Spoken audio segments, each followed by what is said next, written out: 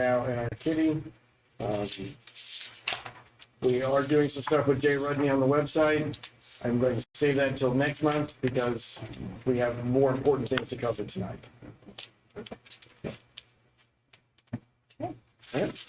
We carried over, it was about 60 last year then, is that what you were thinking?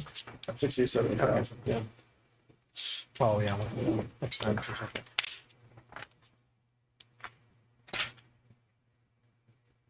Okay, we're not doing that. We're done with that. So past events, the Christmas festival, parade, estimates are around the 5,000 number. No, it's about twice as much as what we had the weekend before, so there was an impact. Mostly from the parade, but I think also from the events and the music that went on that weekend. And then I had not heard anything about the historic home tour, how well that went. Lovely. Was it? Okay. I participated. Hey. Yeah. Loved to creep through people's houses, so it was nice. Good. Everyone did a great job decorating. Upcoming events, got the first day hike. It's out at Han and Chocolate Walk. It's coming up in February with the downtown St. John, and then the King's Ball, which is going to be titled the Queen's Ball this year. So that's coming up February 3rd. Yes, that's the 3rd, but the chocolate walk is the 10th. Yeah, 10th. Okay.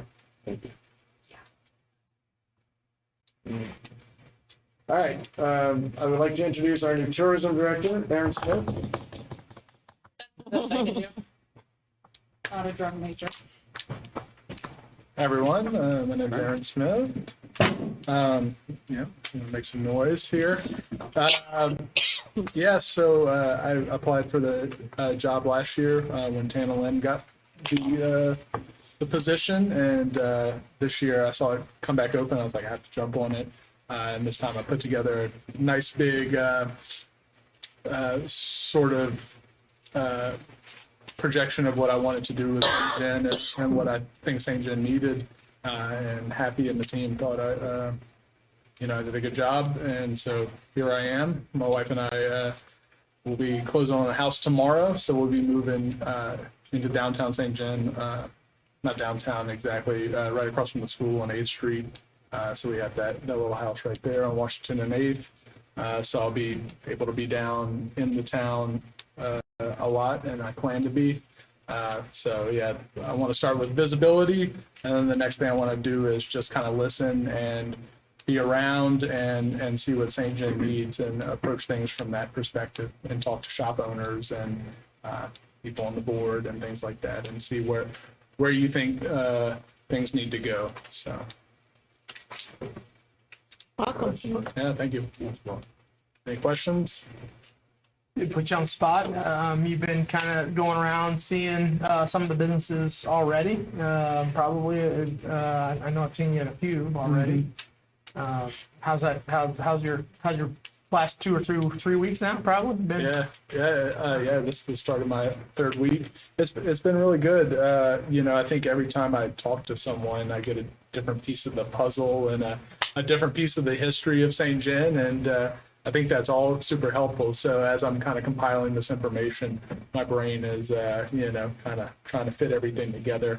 And I don't want to act too soon on anything. And, sometimes you get the picture of what needs to happen and you go, okay, well, is that a battle that I need to be fighting, or, what should I be doing, because it's all about doing what's best for everyone in St. John, for all the shop owners, and getting people in the town, and so that shops can be open more often, and we can address some of these endemic issues that I hear about by having everybody's best interest at heart.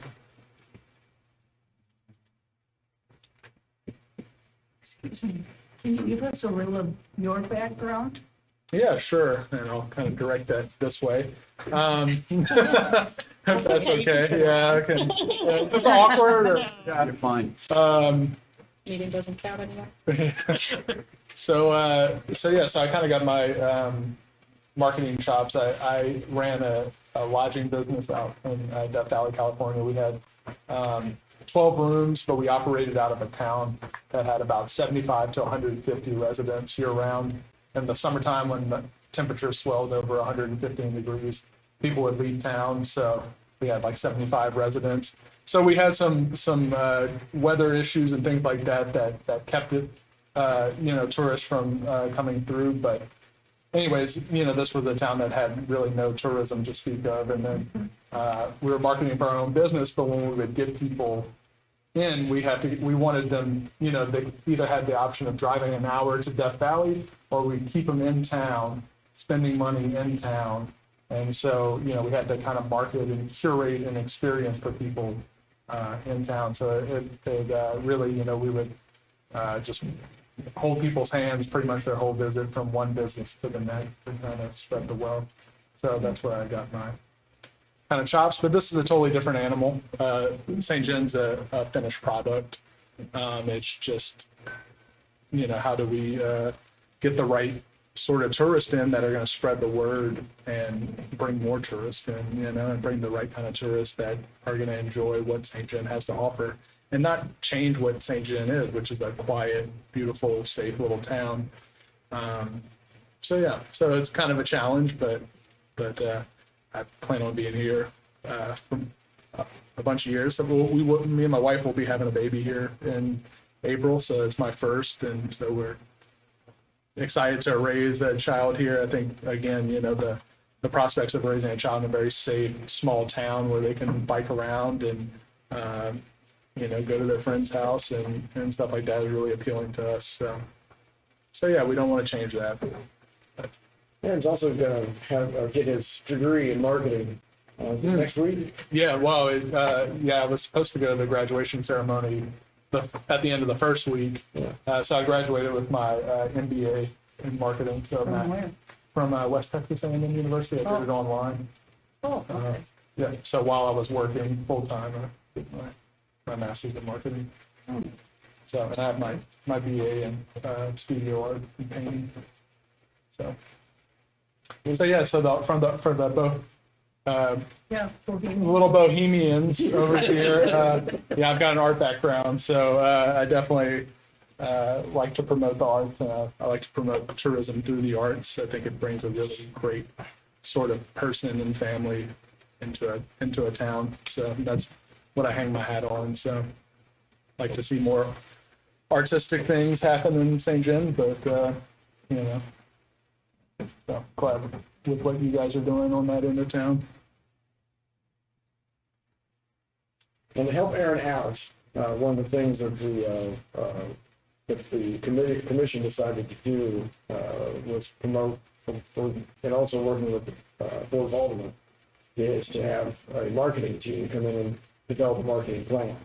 So that's the second phase of tonight's meeting, is getting it together with the group that's going to be performing that. Thank you. So we have walked the historic homes all at a half an hour each, which was kind of difficult. Some folks have shortened it down, but we got through them all. And then tomorrow we'll be going through the shops and visiting one of the wineries. So they get an idea of kind of what makes St. Genevieve. And when I say that talking about the city and the county. So it's more than just what's going on downtown. It's more than just what's going on in the water park. It's a whole group of things that make us a destination for people to come visit. So with us tonight is Randy McDaniel and Jenna Farrell. They will be working on our marketing plan along with their team, but they're here tonight to get ideas, information, discussion, whatever you want to give them. We wanted to give them the opportunity to meet with this group, who is the group that helps direct what we do with tourism, especially with the TTC dollars. And that's also what the marketing plan will take into consideration, is the monies that we have for tourism in all of our buckets, whether it's a matching grant, a general fund, or in the TTC account. So Randy, I'll give it to you. So happy to be here. Yeah. I'm gonna scooch over here so I don't lose all my stuff. So, all right. So, again, my name's Randy McDaniels Marketing. Would it be easier to sit at the table? You're more than welcome to. If that's easy. Yeah, I wasn't sure. I'm used to these. Okay. So, So I wasn't sure if it's a public meeting. I'm super used to doing this and kind of tell. But if we want to sit, because I've got questions for you guys, more like a meeting setting. And since it's, Whatever works for you. yeah, it would be better and probably more productive if we can sit together. You still record it. I mean, recording will help actually. But that's great. That was very organized, moving up the room. Yeah, thanks for saying something. Right. As well? Yes, absolutely. Sit at the table. It's part of your job. I like to, yeah, love to wear a hat and a mustache, over my mustache. So Jen is laying out a few material that you guys are more than happy just to kind of, well, I'd probably just pass one of those out around the room first, and then they can grab the samples and look at them. But those are just for discussion and just some inspiration pieces to see some of our work and kind of where we can take things. But I do have a number of questions to ask you, and they'll kind of fire up a discussion. So again, just had a blast today, going through the town. Haven't seen everything yet, certainly, but this is something we do. This is our sweet spot. If you look at our background as a firm, of course, we've been in business since 1966. We've been in tourism since 2003. Started working with Galena and Joe Davis County in the northwest corner of Illinois, one of the most famous historic destinations in the United States, and cut our teeth on that business, and we're still working with Galena to this day. So we built up a great understanding of how to market destinations like yours and to move them forward in a way that not only moves the needle on tourism, but also moves the needle on residential growth, new business investment, and really to try to establish a brand that can not only attract new people and more foot traffic, but also just, like I was saying to Aaron and Happy today, you either move forward or you move backwards, right? I mean, that's basic marketing 101. And it's so important when you look at some of the impact we've made on different communities through the years. And I'm so proud of everyone we work with. And we currently work in 9 states, and including we're starting to work with Paducah, Kentucky to your south. So another very historic, deeply enriched location. Just did a photo shoot down there. But when we look at what we can accomplish long-term with clients that we've worked with on both a visitor spending basis as well as impact for the long-term growth of the community, a lot of it has to do with attracting talent. And so we spent a lot of time talking about that today. Is you have to replace your talent. Okay, so that means a lot of the curators that I saw today, a lot of the people that head up, now not so much the state park people and DNR. I'm talking about more volunteers, right? And people that run your events and run your stores and all these types of things. It's so important to draw people here to visit for the first time. And that's the only way you're going to get them to say, you know what, I might stick around. This is pretty awesome. Or I might open a store in that vacant storefront. Or I might visit because I saw it on the website that you're letting me know that there's a vacant storefront. Those are all things that that we've done extensively to make an impact in communities. So I wanted to spend some time, thinking and learning a little bit about, what your aspirations are, because it starts with a visit, but it goes beyond tourism, and the money you invest can actually make a huge impact on the quality of life in St. Genevieve. So I'm just going to throw a few things at you here, and you can ask us all the questions you want while you have us here too. So it's not just me talking, because I want to hear your input. But I'd like to know what your short-term and long-term goals are for tourism. And if you don't have that quantified today, that's okay. Some of the answers to the questions that I'll ask can be answered later, can be sent via email, can be quantified more later. But I mean, I think the first thing you'd want to ask yourself when you hire a firm like us to write a marketing plan, develop tactics, and make a lot of advisements on, different ways we can make an impact here is, how are we going to measure this? So it's really important to start kind of back to front I actually do a lot of work on writing marketing plans back to front, especially with grant dollars. I've already started on that with yours. Because looking at, looking at a lot of the tactics and techniques we use, looking at the limited budget, looking at how we can use grants through the state of Missouri, figure out how we're going to appropriate those dollars over a number of years, and then back write all the tactics from that.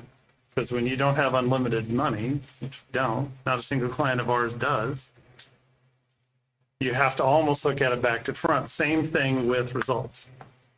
So how do we want to impact tourism from the standpoint of tax collection, right? Sales tax impact. Okay, that's the second one, because for every dollar we attract in lodging, we get a spin-off dollar in dollars in sales tax, usually 3 to 1. And other spending, right? Other retail spending. New housing starts, new business starts, or business replacement, right? You have one closed, another one open, right? And then, like, I think there's other intrinsic values as well. So I've got a whole wheel that if I had time, I'd put it up on the screen, but it's the whole aspect of, and when you set apart dollars for tourism, and this is kind of built on, like, we're members of Destinations International, which is the international association of all the DMOs. And I don't know if you guys have heard of it before, and this is built on their philosophy. If you attract a visitor, for every visitor you attract, there's dollars being pumped into your community. Visitors spending allows you to fix up streetlights, fix sidewalks, invest in buildings that are dilapidated and redo them, right? And I'm talking about government dollars, right? Government reinvestment. When you make your city better, what happens? So when people are visiting, they notice it's really nice. It's really clean. The school systems they hear are good, right? And they have a good time here and they learn a lot. A certain number of them, you would hope, might decide to move here, not just for a job. So I'm not saying just either. We're so happy to have him. Or just, I've only known you for about 6 hours or so, but it's been great. But then you get somebody to move here or a family to move here. What happens then? Well, if it's a family of, say, 4 or 5 people, the parents go to work here, they spend money here, they generate, commerce. Every family is basically a spending unit, right? It's an economic generator. So every family you attract, or even single individual you attract workers, you attract students, you attract volunteers. There's a really big one right there. You attract talent and you attract people that make an impact. So that spins off of tourism, right? And if they're business owners, that's the next spinoff. And the more of that revenue cycle that you get, the more it comes back around to the top of the wheel, and you spend more money on fixing up the city again, because it just works so much better. Why can you spend even more money to fix up anything that you want to develop? Because you've just had success and your tax levels are all higher, right? So your sales tax is higher, your property tax values start going up, and yes, that's the brave, bold initiative. I've actually heard residents complaining about tourism success because the community grows too much and the taxes go up. Clare, Iowa, one of our clients, they've had 25% growth over the last census in their town. That's right. We've worked with them since 19. They don't take all the credit for that. There's a lot of good things going on in Iowa. There's a lot of great things going on in Missouri, but there can be an impact on property values when the city gets better and better and better. Now notice I'm talking really long-term here, right? Not short-term like, oh, what incremental changes can we make in 1 year, right? Well, of course we're going to make some, but when you talk about long-term, that's the long game is where you really win and the city wins, because this city is amazing and the history of it is so unique. It's one of a kind. And I'm preaching to the choir on that, but how do we look at what kind of impact we can make and truly measure that in a way that at the end of 5 years, 6 years, 10 years, like maybe next census, that your population grows more than it is now. because I think what I've gathered, it's kind of, it grew a little bit in the last census, not a lot, right? And you know, and I know Happy's shared with me that, and this is going on throughout the current climate right now. You have lack of housing starts because building materials are up, interest rates are up at the exact same time, which is a weird situation, right? So a lot of people that have filled out this survey, some of you, I think at this table did that. Some people made note of that, right? It might be a little harder to find a place to live. There's very limited housing availability. So those are all challenges we have to look at and see how we can get around those and work together long-term. Because believe it or not, you know, we're definitely a tourism marketing firm, but we do spend a lot of time developing content and marketing strategies to help people understand what it's like to be here long-term and invest and make a difference. So I just want to, there's my sermon. And I would love to get your thoughts on that from a standpoint of goals and how you as a team feel about St. Genevieve and its next 5 to 10 year path of growth. And in relation to the why I communicated, right? There's a lot to do with attracting people to keep it going the way it is now, right? That's what Galena does. They have all these people. I've been to the same B&B, 3 different owners. They turn, they sell, they get new talent in. There's a younger couple running the same B&B I stayed at 6, 7, 8 years ago. That's key, right? So some of what you have going on here, you have to make sure that it can be sustainable, right? So just would like to hear what your thoughts are on your goals and thoughts about a sustainable tourism effort as we develop this plan. And anybody can jump in first. I know I've been spinning and getting your head spinning a little bit on a lot of things. Jump up at one.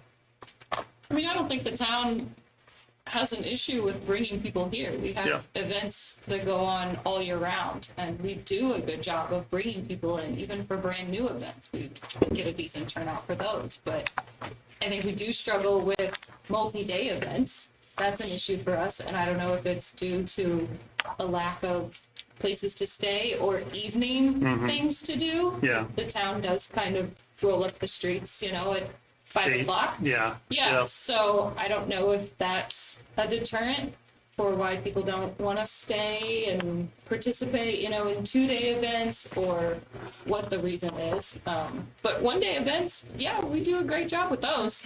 Yeah. So getting people here, like, we can do it. We don't have an issue with that, but keeping them here. Right. And We have an Get easy ahead time, in that. the low hanging fruit, getting people here on the weekends. Yeah. That's a given. Yeah, Saturdays. But Oh, what's going to easy. really push everyone over that threshold is to have that 7-day-a-week tourism business. Right. That on a Wednesday afternoon, the downtown streets are going to be bustling, and they're not. Unless it's the week before Christmas. Sure. It's a nice day Yeah. inside. Lodging challenges are another one we've identified, definitely.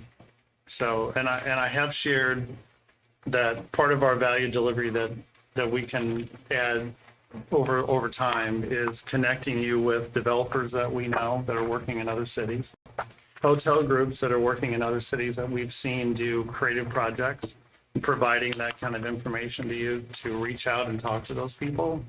Because if you don't have those people in town, they're not going to just suddenly stumble on St. Genevieve and want to invest here, right? Sure.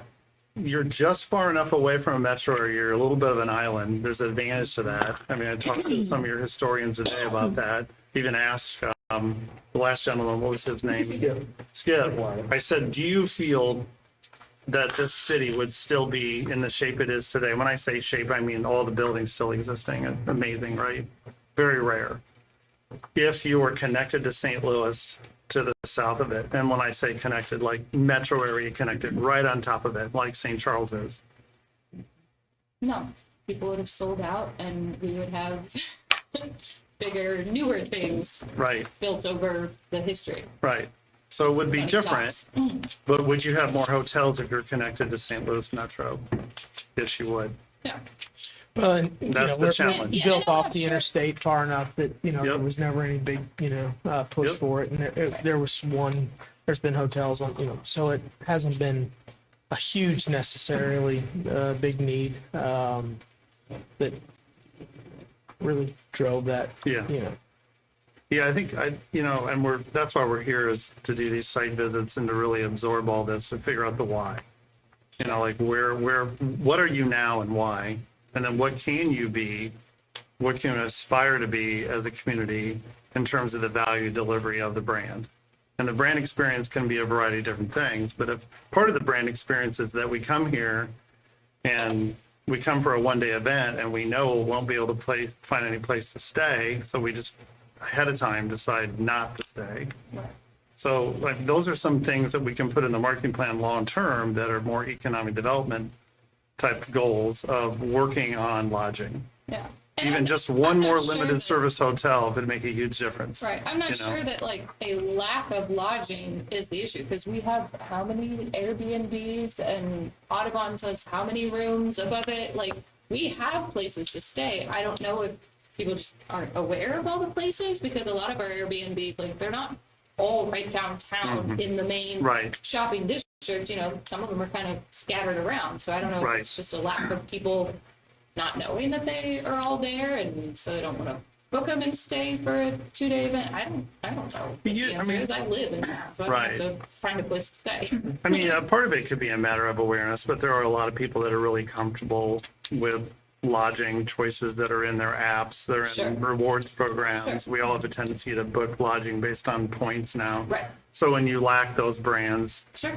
it can be a limiting factor. Yeah. So I'm just saying that is something that I would say, it's not like we can't market and can't increase the foot traffic, because we can, and we've done it time and time again. We can increase your foot traffic, or have every confidence that we can do that with more targeted digital marketing, more modern strategies that we can utilize, and then really the support of the state of Missouri for all their great support they have with their grant programs, which is not present in every state. Sure.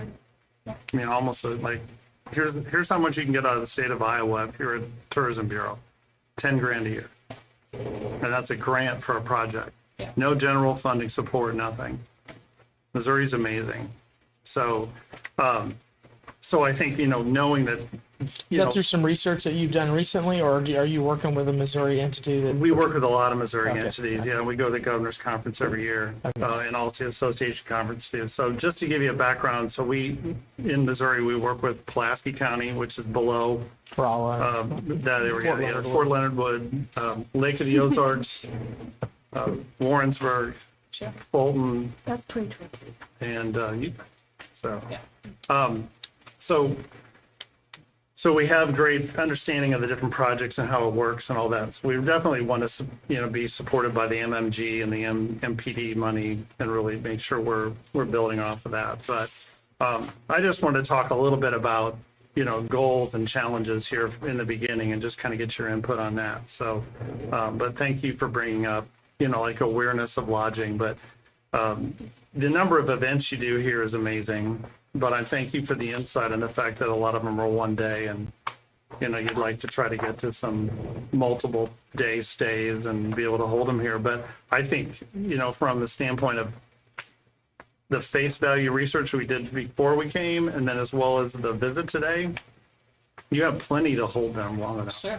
I mean, look how much we had to rush the tours. Yeah. Yeah. And I mean, So, I think that with the existence of the trolley, we Yeah. are doing a much better job now than we were, say, 8 years ago, of getting Yeah. people to come to downtown, spend a day downtown, and then the next day they're out at the wineries. yeah, So I don't know if we just like, from my 10 years of being here, I just don't feel like there's ever been a cohesive, like, meeting between wineries, restaurants, shops, lodging people. Like, I don't think that those groups of people have ever actually been in the same room discussing some sort of mapping plan or something that actually works together. Maybe they haven't. I wasn't invited. It wouldn't be the first time. So What do you mean mapping plan? something that actually like shows, hey, you could come stay here and you can take this trolley and you, like, we don't have a system that makes that work together. We don't have a lodging place that's like, hey, if you book with us, you can add on this trolley tour for whatever amount and it'll take you to this winery, and this winery. It's just like, we have a map and here you Figure it go. out. Well, and I don't disagree with you, Nicole, on that. We've never been able to get county government involvement at the for any amount of significant involvement at the county level. Not that they don't want to, but you know they've had different focuses.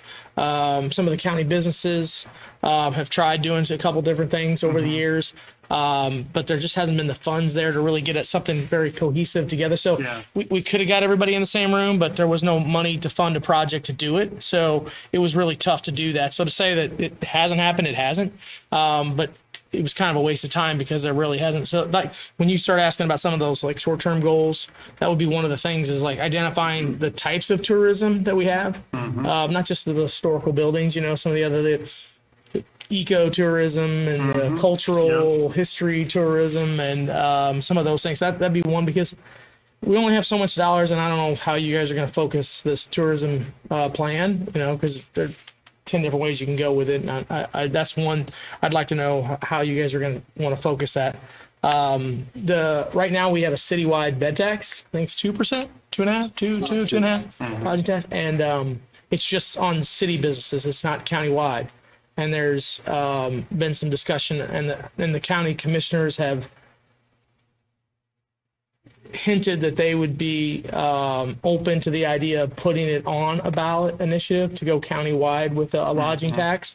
Who knows if that'll pass, and how long before it would get on the ballot to even vote on it. So that's, but you know, there's, I think roughly 30 lodging facilities in the city and about 30 in the county. So there's total about 60 different, that's not the number of rooms and that's not the total, but that's just kind of rough numbers. There's about 60, I think, in total. Really? I had no idea you had that many in the outside the city limit. Yeah. Well, Airbnbs. Most of them Airbnbs, like you go Airbnbs. out to like French Village and there's like 10 Right. of them right there, you know. So, but Does the county go to the interstate? no, it goes way past the interstate. Yeah. The interstate would be more on the east side. County's very far reaching to the west. So okay, so it goes past the interstate. Yes. Past much your past. exit. Oh, yes. But yeah. Han State Park Yeah. and way out towards So if you ever Farmington. developed the exit and you had hotels around the exit, they'd all be in the tax.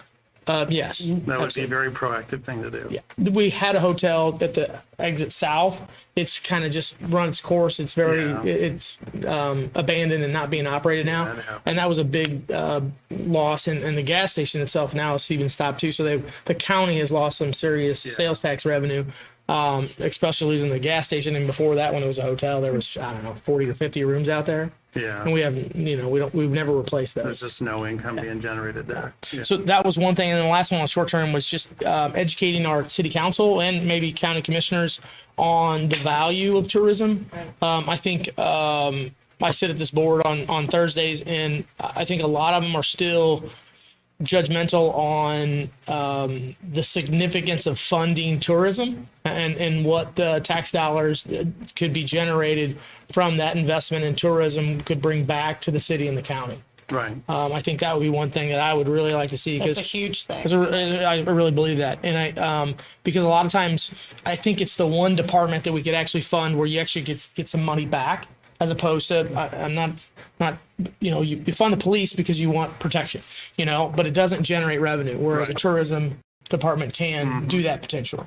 So that was one of the other third short-term goal that I was just brainstorming when you put me on the spot there to come up with. Yeah. No, that's good. And then long-term, you know, figuring out that long-term overnight destination stop as a county, because you can spend 3 days here and go to the water park and go to the wineries and go to the houses and go shopping and go on a bike ride. You know, I mean, you could make a whole 3-day weekend out of it. So that's one. How do you identify that?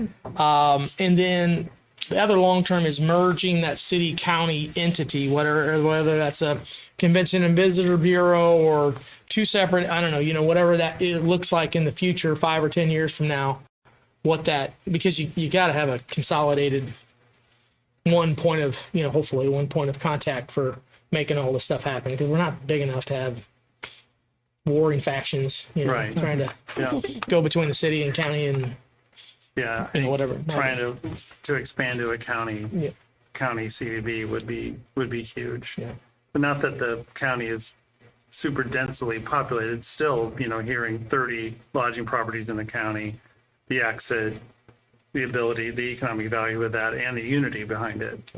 There's just a lot of value, you know, in terms of the funding and everything else that can be there for that, even state level too. So, And we have multiple exits off the interstate. I mean, if you look Yeah, at you Bloomsdale do. and Ozora Yep. and St. Mary, probably not St. Mary's, but I mean, there's plenty of places where in the county, if you built up those, and I don't know if those areas want that or not, but if it's something that you're looking to base some tourism tax dollars on, there could be some potential there. right. And I like what you said about, you know, not just talking tourism. In my mind, you were talking economic development and how you bring not just visitors here, but citizens, residents, you know, and they generate way more dollars than, you know, somebody coming down for a weekend. Oh, When you move a family of 3 or 4 or 5 down here that lives here, and the tax dollars on property and sales tax is, you know, exponential compared Yeah. to one Look at visit. They might not ever come back. Yeah, look at the payback, right? Yeah. The payback of a lifetime of a family, or even just just one person Yep.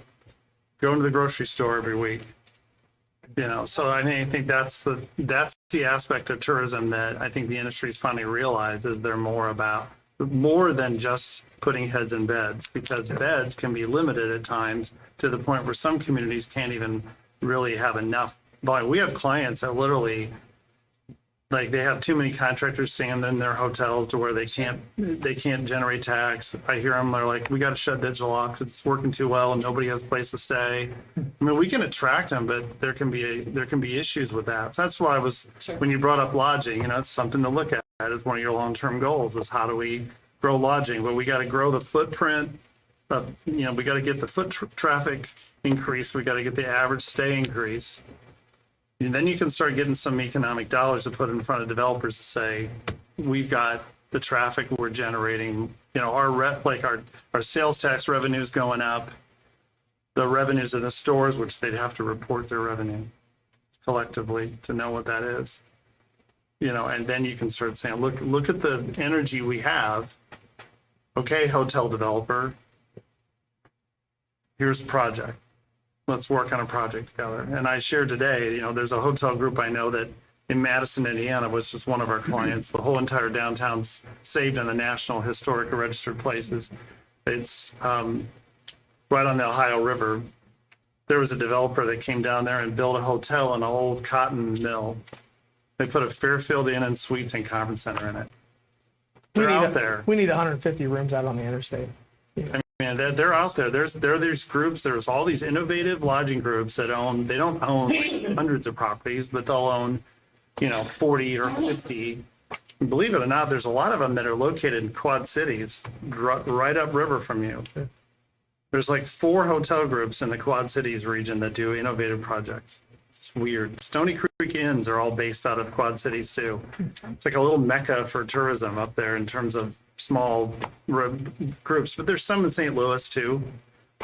So those are some things we could work on, is just idea generation along those lines. But we do, first of all, have to create more foot traffic.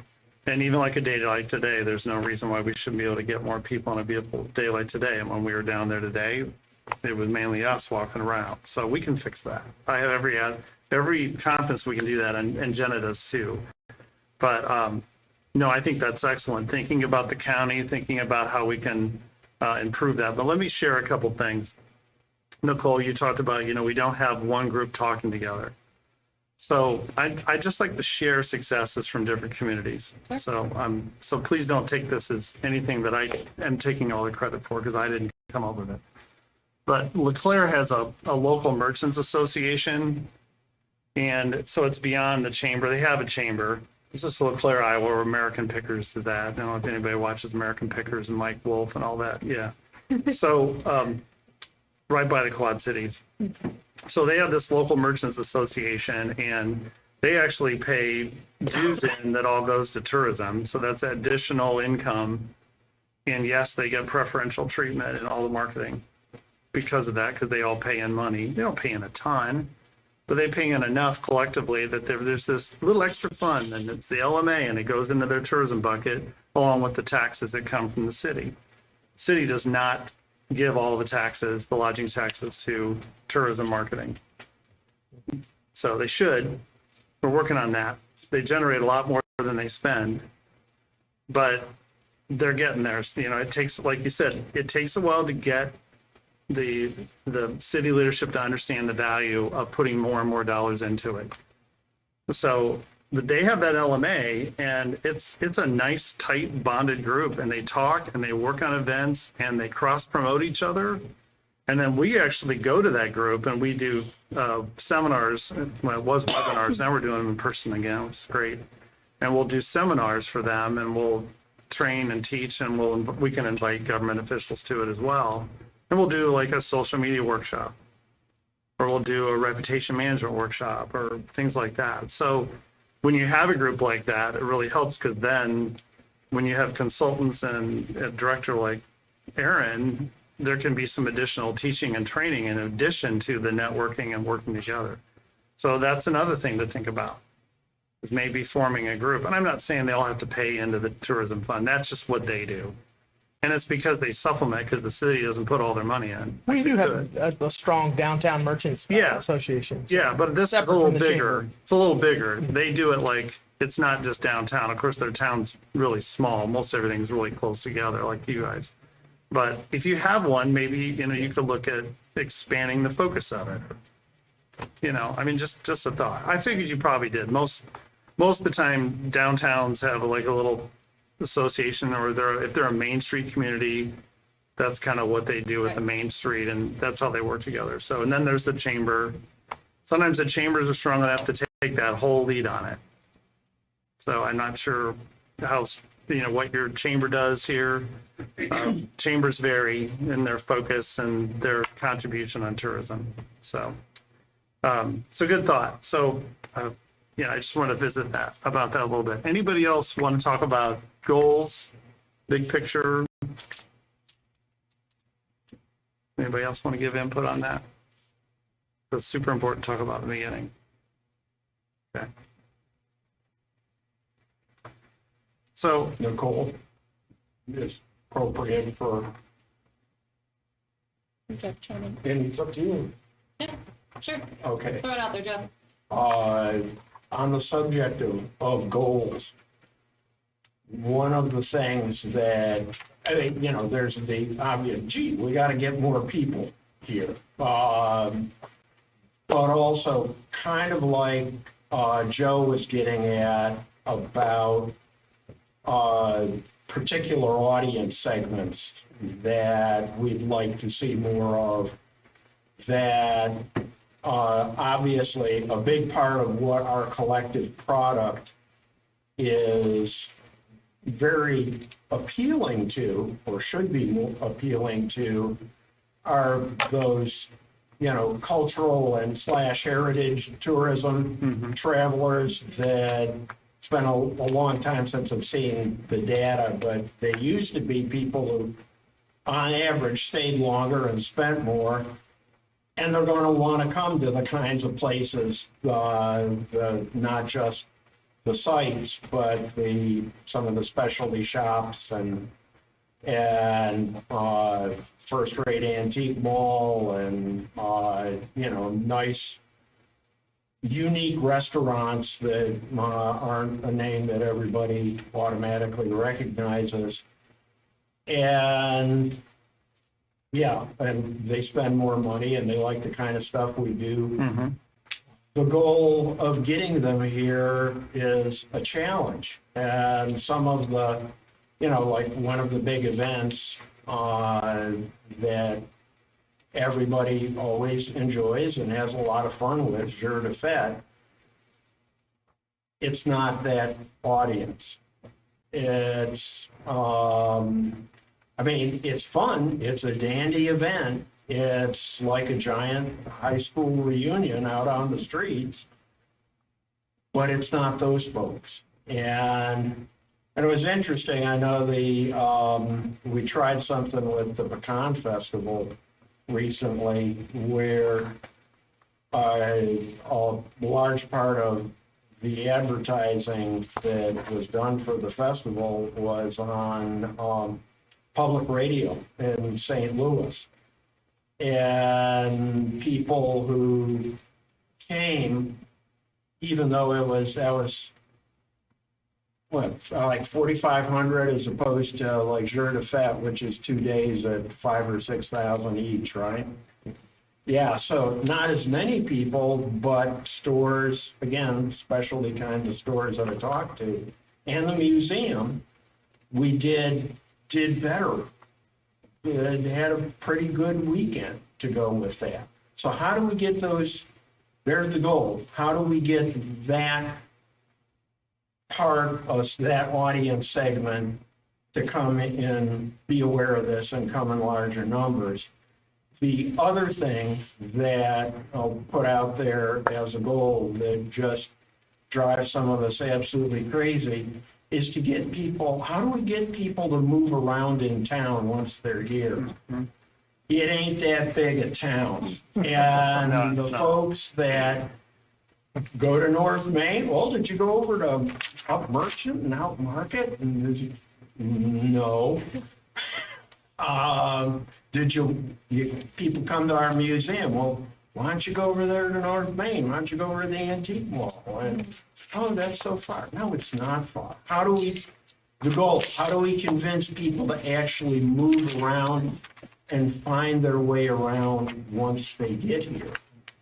And, yeah, it's like we've got, I think about Candy out there on St. Mary's Road. She's just too far from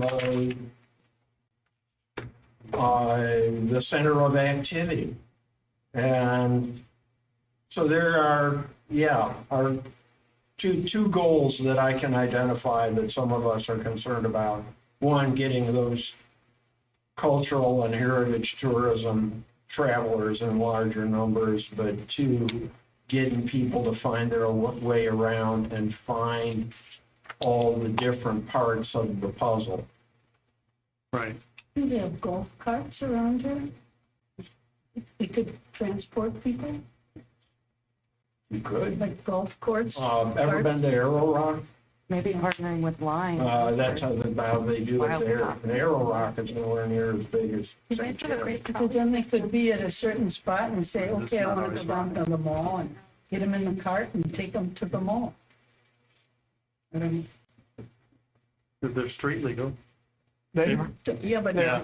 but Certain We have an communities. ordinance for that. Yeah, so you're good. Yeah. the streets would be close to traffic, though, correct? No, Wait. streets will still be open. Just on a regular day No, I'm talking about, during festivals? yeah, Oh, Oh, well, it would yeah. depend on each festival. Some of them have street To closures, some of transport them don't. people. Yeah. Right. Yeah. Yeah, I mean, that's a common thing to look at is how do you move people around when you really got the critical mass and you got a lot of people here. Right. Yeah, that's good. But I mean, I think, and Jenny, you can speak to this too, but, one of the primary tactics we recommend for tourism efforts focus more on people if we're trying to meet that goal of extending their length of stay, is one, focus more on overnight markets, brand new people, brand new potential talent that are going to have more apt to stay longer, maybe move here someday and make a difference, right? So overnight markets for one thing. I'm not ignoring all day tripper markets, but the thing is you have a very limited budget.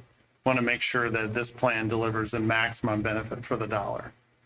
So if we use more digital strategies, we can, really leverage data on who those people are by their interests, especially on social.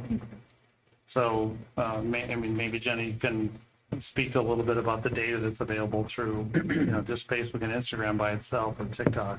Yeah, absolutely. We're able to, target people that are interested in traveling to an area, people that have been through an area recently. We're able to target people that have been to your site, and maybe they saw your website, didn't quite make a stay yet. They haven't made a visit yet. And then what we can actually do is we can track their device and find out that they've made that stay. So technology is kind of a little big brothery sometimes, but it does help us because it allows us to, find out who those people are that have that live in an area that they would most likely make a trip, and it would be an overnight trip. They wouldn't want to drive a lot of hours in one day, so we're able to target right on that distance, and we're able to target by their interests, which would most likely be wines, history, your area, traveling in this area, those are different things that we can target for. And so it's really nice to use social media in that way, even though it can be a little invasive sometimes. Yeah, and certainly leveraging, Google and other digital platforms. But when you hit the nail on the head on the cultural heritage tourism target, like People that are should be the interested in first one those on your things. list. And Absolutely I've written think on you this- can target written people. research and written on the subject already. I'll definitely add a portion of that to this plan about the value of a cultural heritage tourist is actually higher than your average tourist. If you look at to our south, Perryville, Perry County, they have just really invested heavy into heritage tourism. Yeah. It's amazing the amount of ads that I see that they're pushing, and lots of different businesses and their tourism group, and it's just, and they don't have near No. the potential that we have, Mm-hmm. But they've done a really good job. I'm like, I want to go to Perryville. Yeah. So Yeah. So I want to give an example. So we're actually running a campaign for Fulton, Missouri right now, and they have the wonderful, wall, the wall from Churchill, and so also the Churchill Museum, and so we're running a historical campaign targeting overnight visitors and also people that are interested in history, interested in Churchill, interested in those topics. And she has let me know that she's at a board meeting this week talking about how successful it is going. She didn't even need to see my report, my digital report, to show her because she could see it in the community. And I have an email that I saved, which sometimes we do when we get really good emails, and it's just so exciting we save them. But she said, I know it's going well because I can see the Physically effects. see it, feel it. And so, these cultural heritage draws are very popular. And, you would think, especially the younger audience, maybe wouldn't be interested in something like that, but they are. Yeah. They want those authentic experiences, Yeah. and they are seeking them out. Yeah, I took this job because Yeah, I right. know it's, we can get the people here and it's of all ages, Yeah. that are gonna. And they'll wanna stay see this. overnight, and they'll do the winery the Yeah. next day, and, Right. make a weekend out of it. And But at the same time, moving them around when they're more seniors is important too. Or they have injuries or medical conditions, and or at a festival where Yeah. they only are attracted to one Yeah. area, maybe showing them, hey, transportation's free and easy if you want to experience some of these other things in the town. yeah, the baby boomer population is huge. So, that's a major target. The millennials are their equal size. So the baby boomers did not triple themselves like their parents did. So it's an equal size group. The X generation is tiny in the middle between the two. That's part of the problems why we have a tight labor market. There's not enough, lower 50s to mid 40s people to lead this country right now. Literally, that's why it's so tight. And they predicted this. So that, those people are super busy, right? And then you've got Gen Z behind the millennials that are about, I've got a daughter that's a Gen Z, so she's 23. She's like will be the oldest Gen Z, so born in the year 2000. So, but they're very, I think what we've seen with our experience is that there's been a big shift in younger generations really wanting to see and learn a little bit more of the past and understand that. And that's really great Putting their to see. dollars there. Yeah. Mm-hmm. Yep. And not be locked into always doing repetitive vacations too. It's another reason why there's a variety of things that have taken a downturn in the last 20, 30 years, really ever since the millennials kind of started hitting the marketplace. So they just don't fall in line to do everything exactly the way their parents did it and the other generations did it before. Number one, country club memberships. Number two, golf. Number three, tennis. Number four, repeating the same exact place every single time for vacation until in nauseum, like all these people I know that still do that. And we just, of course, I'm in tourism, so we're just going everywhere. Like we went to New Mexico in March was freezing, but it was awesome to go to Santa Fe. So you talk about art. I started talking about that. So these art centers that are all built around art.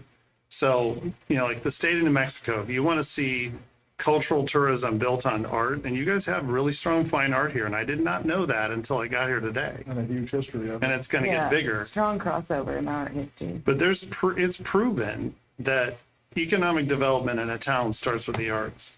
When you talk about tourism, economic development, I'm talking about industrial parks here. I'm talking about tourism and retail related economic development starts with the arts, starts with talent.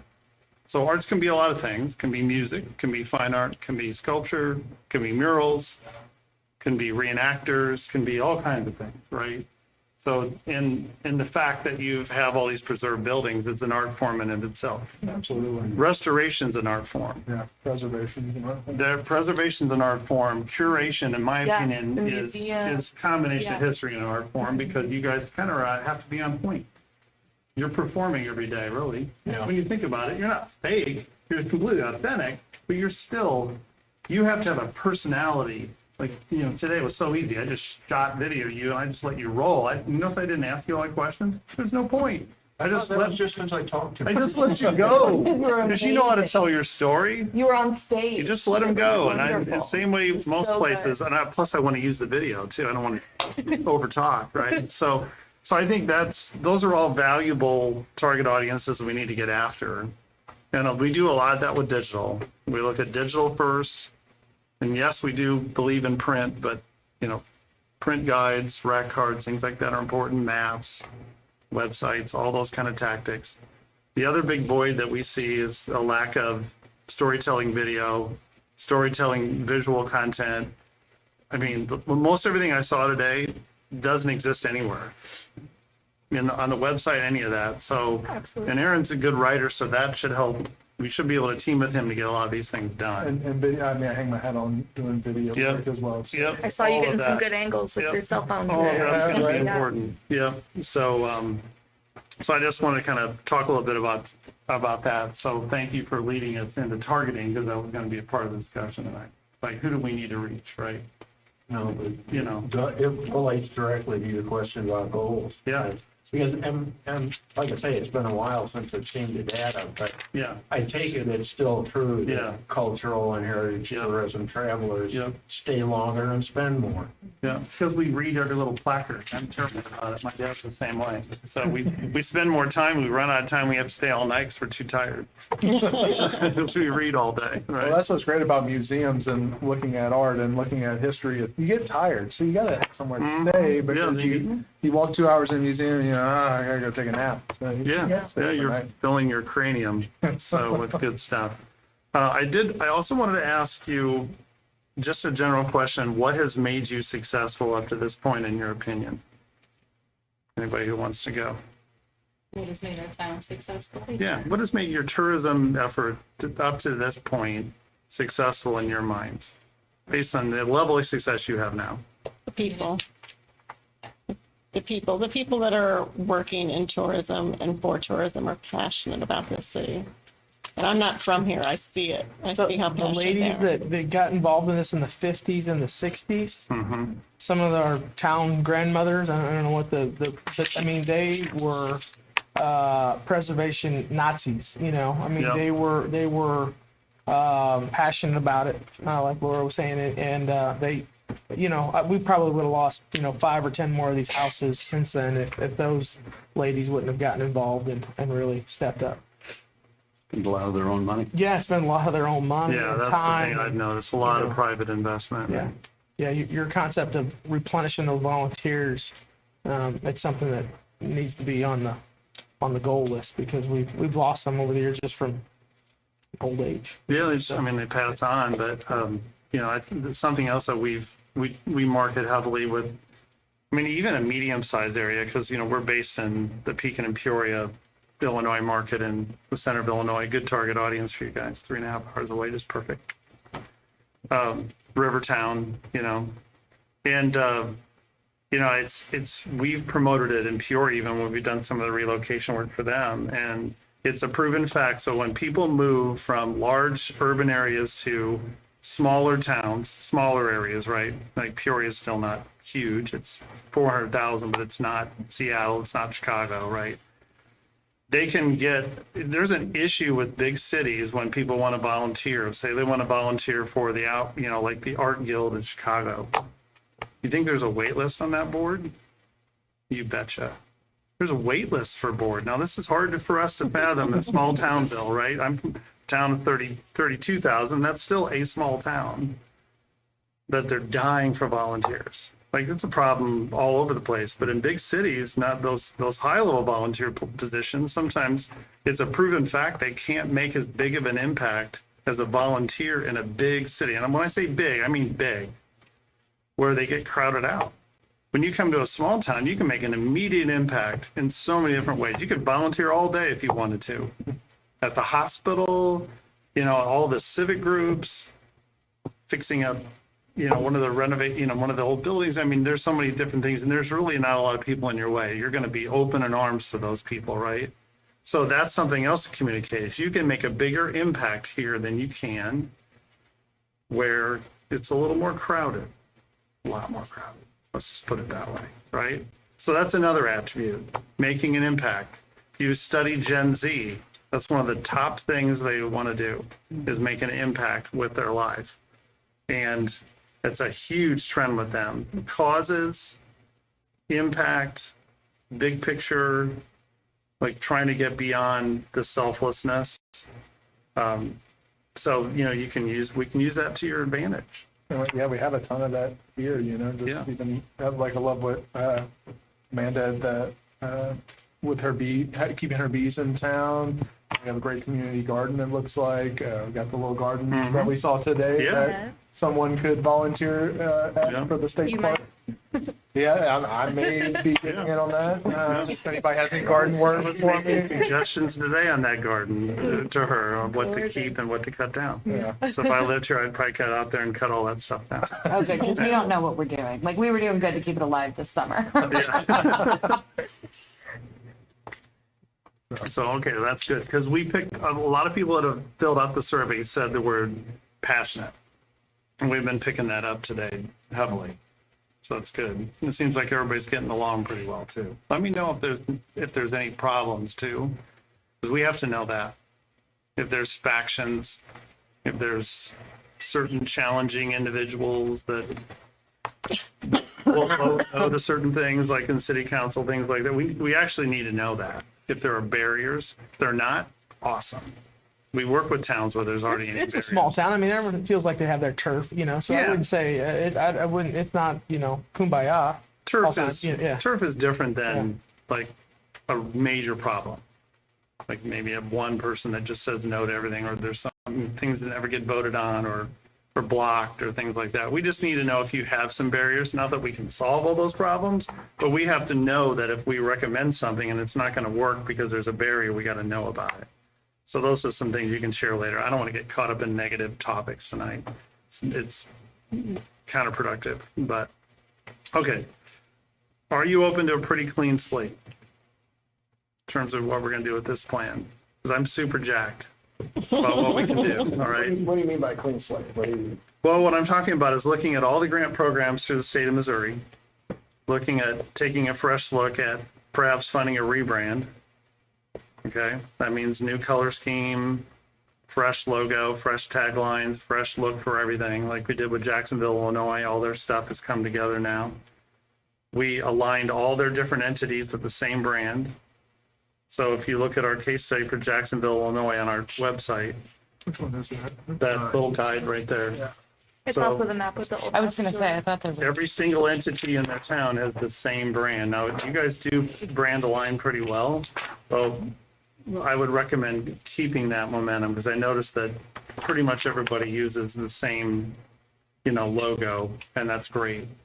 But just looking at, you know, refreshing the look and feel. I've been paying attention to this destination for quite a few years. I've talked to Happy, you know, for quite a few years now, at least 4. And that's just something that the state will can fund a rebrand. And a rebrand's much more than just a new logo.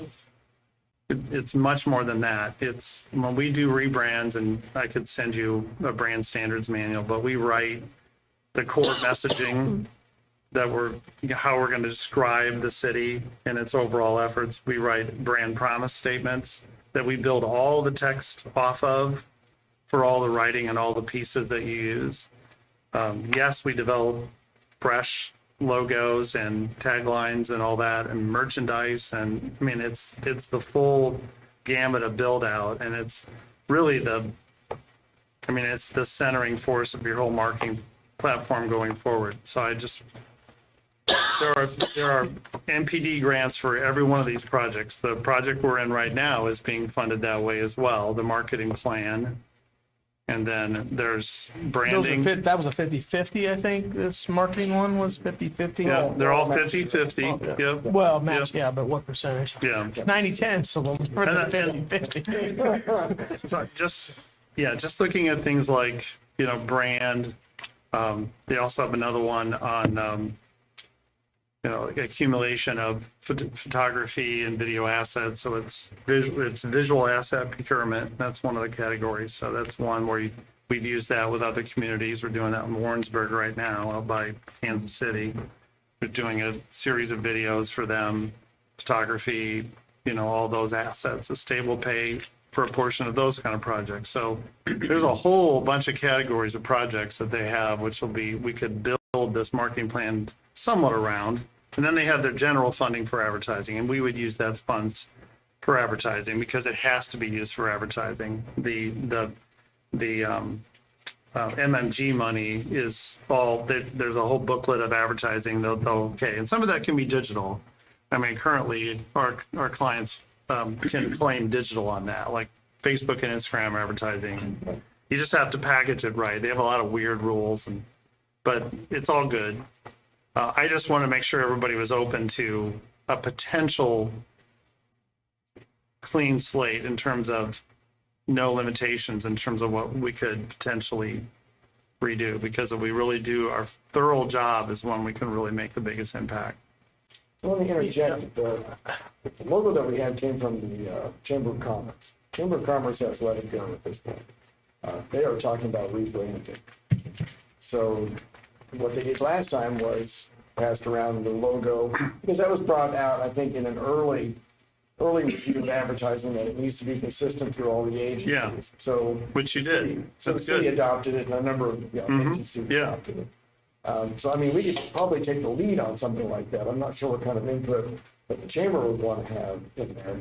And I'm spending $3,700 on a sign for City Hall that has a different logo. So Yeah. it kind of kills me, but. Well, it can be refaced, but I mean, as long as it's not too complex of a sign, but It's an HDU, it's a high definite or high density phone type, so. okay. Yeah, it would be a little more, Yeah, well, don't But panic, anyway. it's a sign, but and not everything has to be changed overnight. But I mean, what Jacksonville did is they use some state grant money, because Illinois has a lot of state grant money as well, and then some of their own money, even some of their own reserves to really do it right. I mean, they went all out and just rebuilt everything. Then they got the chamber to pay a certain amount. They got the EDC to pay a certain amount.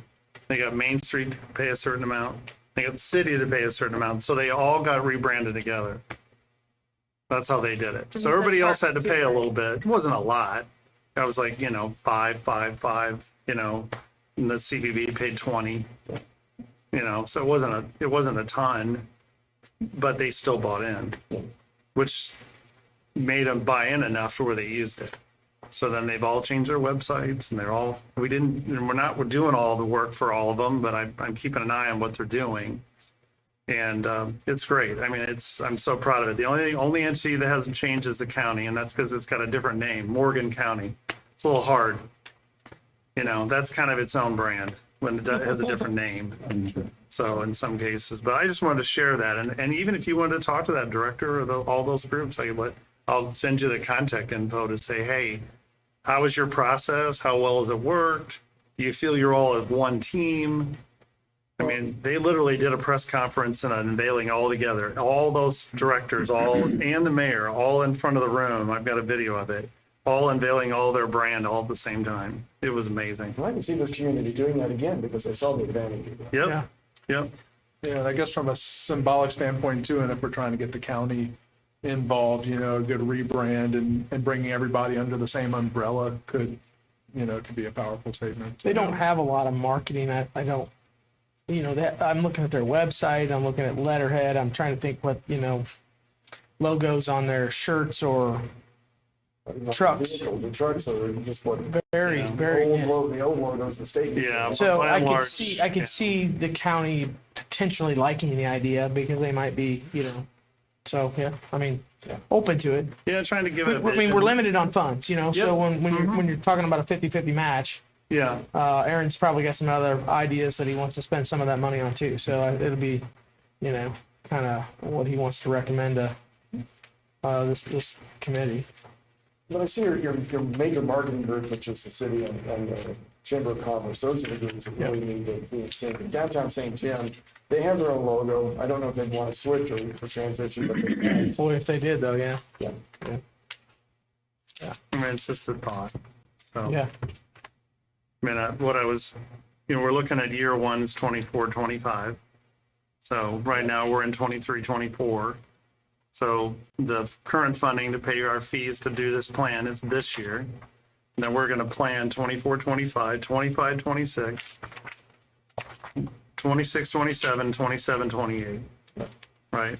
Okay. So basically what we're looking at is just phasing in different projects in each one of those years with that MPD grant. And then MMG money is, MMG is, that's the That's the Missouri matching grant. matching grant, right? Marketing matching grant. Yep. we've So- participated in that in the last X amount of years. Yeah. Yeah, it's part of your base budget. Yep. There will be and will continue to be, but I mean, I think, we can phase these projects in, based on priority, but a lot of times we really, when given the opportunity, and I think, when you look at, just when I hold this up, you look at our logo here, which we branded a number of years ago, and look at this logo, how hard this is to read from a distance. And there's nothing about your current brand that, it's actually got a halftone dot in it, which is, so anyway, it's gotta be solid line art that's good for merchandise, easy to reproduce. It needs to pop. And we could just do a lot with it. We could add a lot more personality, do a study of all the other French towns and make sure we separate you guys too. Make sure it doesn't look, there's a ton of fleur-de-lis logos. There's a ton of them. So we got to be careful of that. We've actually worked with St. Charles, Illinois and St. Charles, Missouri on projects before. And we purposely, when we rebranded St. Charles, Illinois, they had nothing in that logo that was French. And that's them. That's a suburb of Chicago. Okay, completely different feel. It was more 20s feel, 1920s, very much more modern town. But they're still called St. Charles, it has to be French related. So we had fleur-de-lis ideas for them, and then we tested it and we moved away from them. Whereas St. Charles, Missouri would be much different. Right, based on where it's located and what its attributes are. So also So, talking about a community here that is very, very much face forward on the French history. you're all in on it. Yeah, so. So it really needs makes to be sense. emphasized, but we still can do some things to make sure you don't look too similar to somebody else, because there are a lot, we really have to study it. But those are some of the things we do. We get into it deep, we research it together, we work with Aaron to really dig it out and figure out where do we want to go? What do we want to be? And then we generate ideas, and there's a lot of community input in that process as well. We're doing some community input now, which is great. So we're doing some of the homework on it already. So, okay. So as long as you're open to a clean slate, we'll make some pretty aggressive recommendations. I just always want to ask that, and this is great that we had the opportunity to talk tonight. Aaron, it seemed like you wanted to chime in and say something. I did. It might have been lost. Okay, sorry. No, I think I did say what I wanted to with just the kind of symbolic nature rebrand and refreshing things. And, I also don't want it to seem like, oh, I want to come in and impose myself on Genevieve. But here we are, I'm coming in. We have a marketing agency that's going to help us take over some of this. And, I'm also coming in at a time where it seems like everybody's very much open to like, hey, we need tourism to work this time. We need this director to work this time. We need all these different things. And so, I would hope everybody would be, very open to a rebrand and just anything that they come up with. Because, I feel fortunate that we have them on board just because it'll make my life easier in a lot of ways as well. So Well, I think it's part of our job to make sure you're a success. If we can get all the majority of the entities to agree on it, especially pitch in, so they got some skin in the game, that would be, yeah, I think you'll, yeah, that's my job to campaign for that. Yeah. Well, I think a part of that, also looking at that county tax too. I mean, there's a lot of good timing here right now in terms of educating them on the value of tourism and more people at the city of the value of tourism. Those are things that we can do is even a part of this plan is to put a little section in the plan about that. So when it's presented, people understand, what's the value. There's a lot of good industry information, but you can also get local viewpoints of what the value of tourism is too. Okay. And this could, I shudder to think it, right?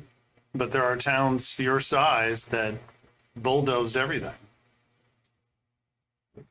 and lost it, right? And I was sharing some of the stories of my own town, which is a little too big and got into urban renewal really, really hard. And for some reason, they can't seem to get out of it. They don't have a historic preservation society, so the buildings go, right? But they're not super old buildings like yours. They're 1920s and 1911 and still sad, right? But so look at what you've done. Like, hats off to you guys. I mean, and when I say you guys, I mean everyone before you and the preservation leadership in the 50s. So that's why it's been a success. So a couple other things really quick before we finish up. And I also want to enable you guys to ask us some questions too. So some communities are offering incentives for people to relocate. And also businesses to relocate. Now, I would love any information you have about things to put on the website about like TIF districts or facade programs, things like that. Those are pretty staple from community to community. But there are some communities that are starting to offer incentives to new residents to live in their town. Like what?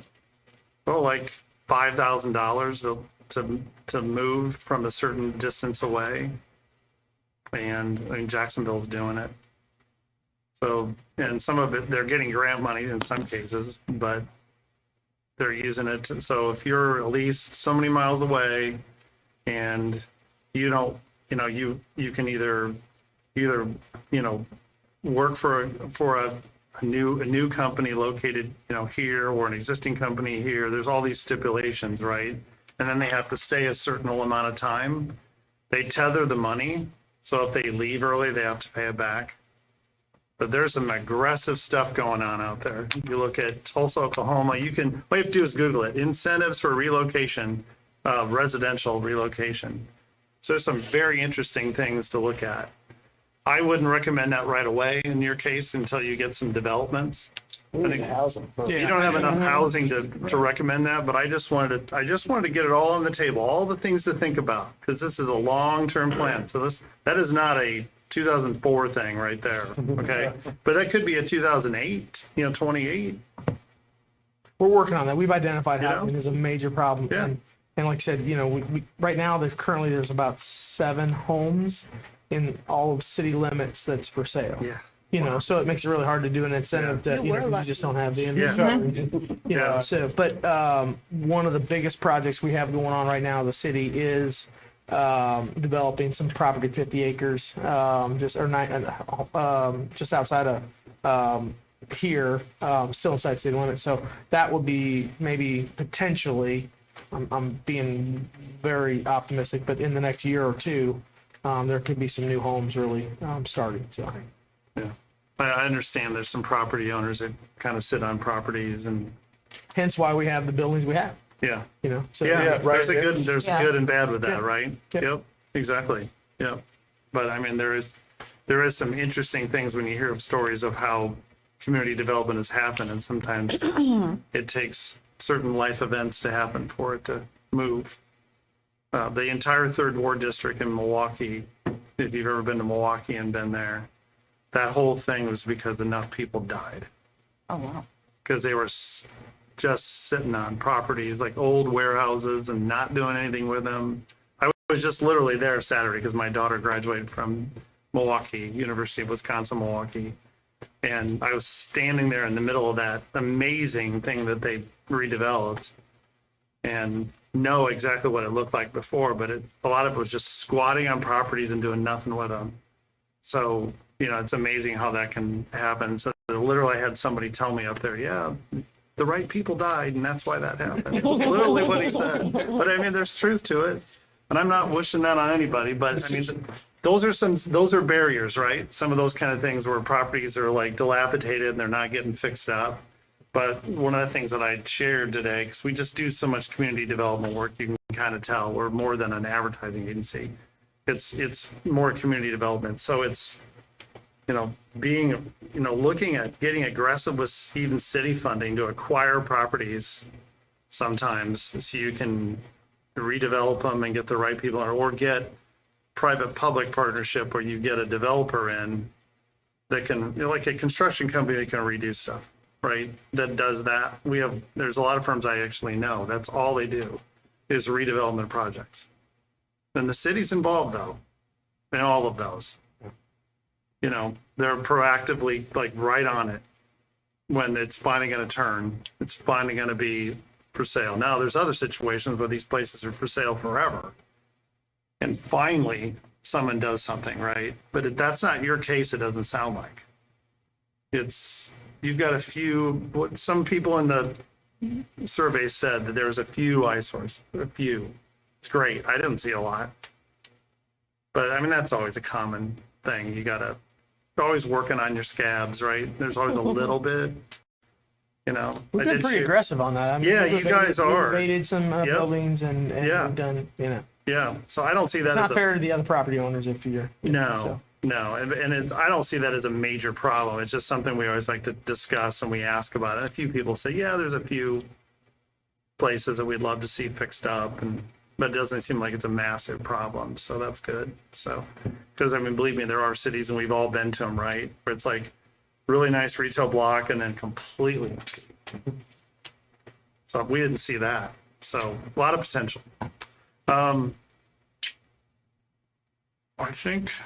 think that's kind of it on most of my questions, because I've asked some of the other ones today during the tour. So questions from you guys to us about our process and how we're working, or just additional ideas you want to give us. I mean, you know, tying in, we haven't talked about dinosaurs. We haven't talked about, you know, the water park. We haven't talked about the Mississippi River. Yep. We haven't talked about, you know, I mean, there's just so many things. So much here. I mean, we're not a one-trick pony, and you're No. gonna have your hands full in my mind, because I went back to that very first question. How do you identify the types of tourism that you're gonna go after, or, you know, I mean, to me, it's really mind-boggling for the funds that we have. How do we capitalize on all the different little niches that we have? You know, and so that's my question, I guess, is how are you going to narrow this down with the funds that we have, you know? But I mean, the efficiency of the tactics we use will allow us to do that. Now we've done it for these level budgets before. We're doing it now with this level of budgeting for communities that are larger than your community. And we're making a difference. We're seeing numbers turn. So I don't think it'll be a problem. A lot of it's the efficiency of using more digital, you know, and less print, and really getting more. I mean, you just got to get at people's phones. I mean, this is the key right here. Right? So we got to get more messages and phones and then get them here. Now, one thing I wanted to touch on really quick, that she brought up, was how do we get people to move around a little bit. I made a couple notes and I forgot to say anything about it. So wayfinding signage, something to look at. That's a little different. That's capital investment. So there is wayfinding signs. There I took a are, photo, yeah. there are, Yeah. but there's even LeClaire, Iowa, historic Cody Road where Buffalo Bill was born, Cody Road, Iowa, right? So their River Road, they're looking potentially at putting electronic kiosks in to make sure everybody knows what's going on. And I know that would be like, you got to make sure that, so in your case, I get the masons out and build like beautiful masonry work all around it with, with corbels and just like make it as fancy as you possibly could. But you could still upload images to them from a computer. And people could potentially tap on them. And I mean, looking at some of that, they're serious about it. They've had these old kiosks in town. We just updated and put new maps in them, and they're, We joked about they're going into ugly one of the and- houses, seeing a big screen, but Yeah. what if there was a screen? yeah, it's all the way they're done. You can find some good examples on the internet of like historic destinations that have done kiosks to help people know more of what's there, because I think that's a challenge. If I'm standing in the middle of downtown, and unless I bump into Happy and he tells me he wants to go to the winery, I don't know there's a winery. Like, say if I didn't plan anything, never went on the website, just drove into town, just saw the sign and went, that seems like an interesting town, let's go there. You just come in and you get kind of captivated downtown. I don't think you would know there's a winery. You wouldn't know. So that's another important aspect, is how do we physically get people more educated when they're I bumping think I into saw a sign that was like grapes and an arrow, Yeah. so like more elevated version. just, your signs are great. Those are fine. Those are great. I got the point. Yeah. But it's like, maybe might be some other things that could be done, and maybe, I don't know, maybe it's where you put them is the DNR, and maybe they pay for them. They got federal money. She said, Yeah. I am DNR. But you do have federal money. So Can I ask anyway, a but question about the Mississippi? yes. and All those paddle boats go up and. Yeah, we talked about that Oh, this did you morning. talk about Yeah, that? your lack of access to Mississippi River. But don't they dock in Chester? Yeah, they dock other places. Sometimes, yeah. But then, Yeah. I know the American Queen and some of them bring Yeah. their own buses. But the buses could come over here.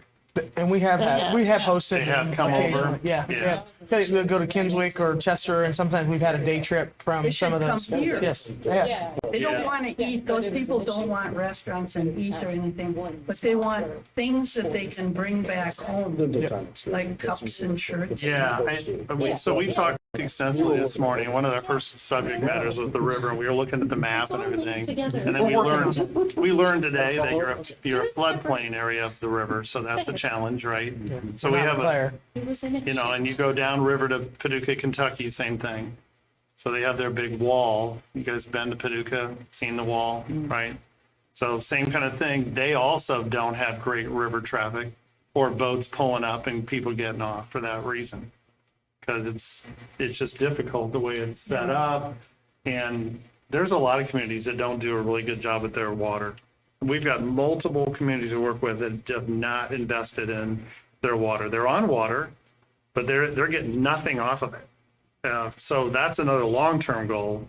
It sounds like you're working on is how do you interface with Mississippi, and that'll take money. And that's a challenging one. It can be done.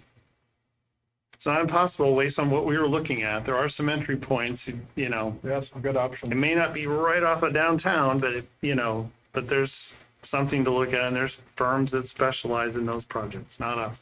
Right? They're called engineers, right? But that is an unfortunate But even the circumstance. buses, that Yeah. don't cost anything. Right. Yeah, well, we can market to the bus. When I first moved here, I went down to the information place and I asked them for a listing of when the boats go through. Mm-hmm. They didn't know what I was talking about. Okay. And so then I have to go on my thing that says check ship or something. Yeah, yeah. But that's another thing. People could go down to the, what landing there is up there and wave to those people. Yeah, yeah. Challenge is they usually just day trip and leave. So they usually don't feed much, they don't really any lodging time. No, but they spend a lot of But they money. do. Yeah, they do spend, it's retail sales volume is what's good Yeah. about them. So, yeah, definitely not ignoring that. But I mean, you can just look at your aerial photo and you know that's tough. But I mean, you're in a floodplain, and we all know that there's some cities that are not. So, anyway, okay. What's your timeline? When do we start taking action on things? How long does it take you to do all this investigative work? Well, we're pretty deep into it. Tomorrow will help as well. We'll get the rest of the surveys back in as well, and then really start to solidify the SWOT analysis. We've already been doing some writing on the plan, some tactical exploration, some research. So, I mean, we would anticipate you'll have this plan in short order after the first of the year. It'll be, I mean, I would say no later than February. So, yeah, it won't take us long. We know what we're doing. So we do this a lot. So, but at the same time, we don't know you, and that's why we're here today. We're only going to ever know like an nth amount of information compared to you guys about your city. We've just got to grow that exponentially over a number of years to work with you. But we got to have local input. And same with Aaron is, he's on a crash course. He's only been here 2 weeks, so it's an interesting perspective to work with a brand new director. We're used to usually working with directors that give us the tour, but there's an advantage to having him because he looks at everything as amazing, like we do. Yeah, sure. You And, know, oh yeah, we were in the Like welcome not center, dated and I at was all. pulling out brochure like, oh yeah, look at that too. Yeah, check that out. as Did well. I take that brochure from you?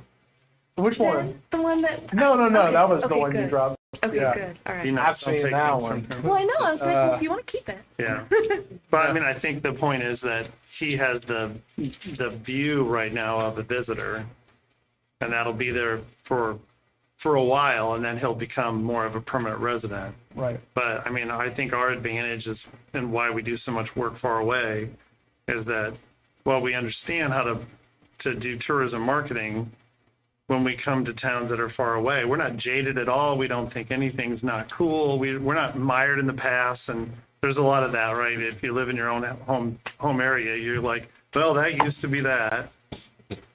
You hear people say it all the time. I know that should have never happened. Like, we don't care about all that stuff.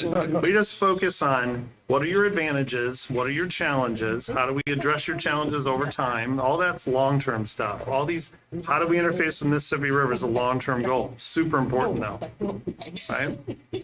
New resident marketing is super important. That's long-term. Short-term, next fiscal year, we hope to see traffic increase on the streets. That at a minimum, not changing the logo or anything, just at a minimum, promote your advantages in an efficient way together with his help. That's what we want to see happen right away, like July. Like, because the timelines, for the plan to go into effect would be to July. It's my understanding that most of your dollars planned this year. For the state. Yes, for the state The funding. city would be October 1, but for the state, we have to Yeah. have that submitted by June 1st. Yeah. So that we're on your fiscal year. Yeah, And Yeah. our Yeah. I don't know schedule why it's starts July. 1.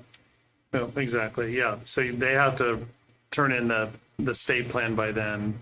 So we kind of have to plan twice a year with these fiscal years being off. So we have to kind of adjust when you get the new city budget and then you get the state funding. But the state funding seems like it's pretty consistent.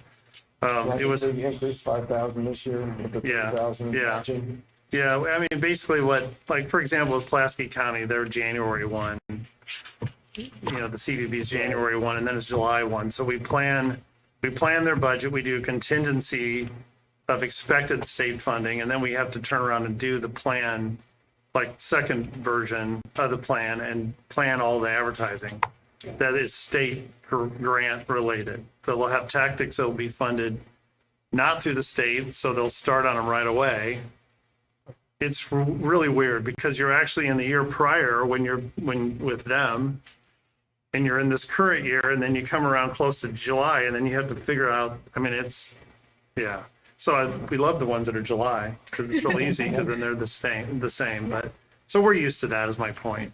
So we just gotta adjust, but, overall, it seems pretty straightforward, the budget that Happy gave us and kind of what the goals are with it, so. Other questions? I don't know how much time we had. It's after 7, so I don't want to take up any more. I know it's fun. But I wanted to get you guys going tonight. I think we both did, right? And I think we did. Hopefully, right? Kind of get you thinking. I know I emailed some of you surveys. I haven't gotten responses from everyone. I've also had some trouble with the St. Jenny box calling me a spam bot. But I am sending you guys surveys by email, so please look for that in your email and fill it out and respond and get it back to us so we have more information. So these folks are going to have their own emails, they'll be independent of the city. Yep, So yours will be absolutely. yours on the board, but we'll get that. Okay, great. Sounds good. Thank you so much. Can I have a show of hands of who has filled it out? So 4, yeah. Okay, great. All right. Cool. Thank you. One, right? There Yeah. was just Okay. one. Yes. I did one. You did it. There was definitely some similarities with the answers, but there were some differences too, definitely. Cool. So it's been good so far. Before everyone leaves, I also have a few versions of our resume. I'd like to make sure Nicole gets one. If there's anyone else that would like one, I'd love to make sure you got one. The reason why she's passing that piece out, it's got a lot of case studies in it that are really interesting to read. So it kind of helps get your head around like, what can we accomplish? Gives you real hard, fast numbers in terms of things that we've done through the marketing planning process. So, okay, cool. Well, thank you. Thank you all. Next meeting, January Thank you. 16th, Thank you. 2023, I'm sorry, 2024. But we'll still be here. We don't move back to City Hall until February 19th. So I think we may have January and February here. Then move back to it. All brand spanking new. Have you been in there? Maps. Yeah. Have you seen what's everything's coming along? Oh, Yes. that's fantastic. I chose everything. Just like you like. Are you gonna put your name on it?